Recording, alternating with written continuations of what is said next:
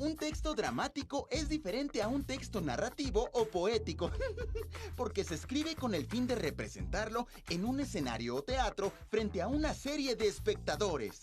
El dramaturgo estadounidense Tennessee Williams dijo alguna vez que el texto impreso de una obra teatral es como el plano de un arquitecto para una casa que no se ha construido todavía.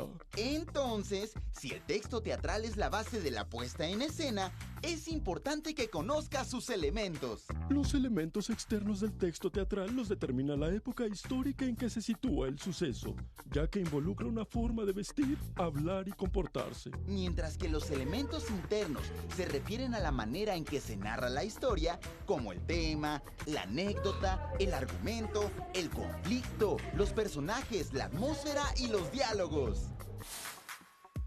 Generalmente, el tema de una obra se distingue desde la primera escena y todos los acontecimientos girarán alrededor de él. La anécdota es la síntesis de los hechos que se dan a lo largo de la historia. El argumento es el asunto del que trata la obra y tiene 3 momentos que muestran el desarrollo de las acciones. Planteamiento, donde se presentan los personajes y el conflicto que tienen.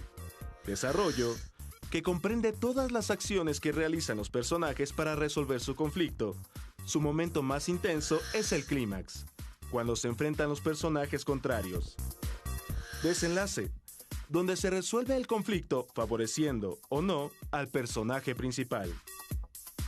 Los personajes son los encargados de mantener latente el conflicto, que muchas veces son fuerzas que chocan entre sí y hacen posible que haya una historia que contar. De acuerdo con el tipo de conflicto, la época, el tiempo y el lugar en que se desarrolla la obra, se puede generar una atmósfera o un ambiente psicológico a partir del conjunto de emociones que expresan los personajes y su impacto en el espectador.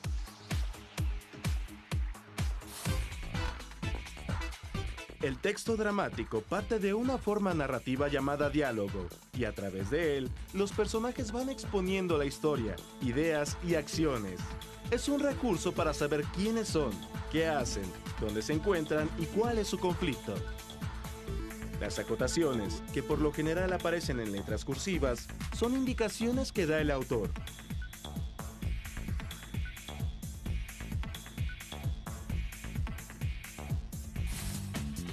Ahora ya conocen los elementos narrativos internos y externos de un texto dramático. Lean en voz alta una obra de teatro que llame su atención e identifiquen dichos elementos.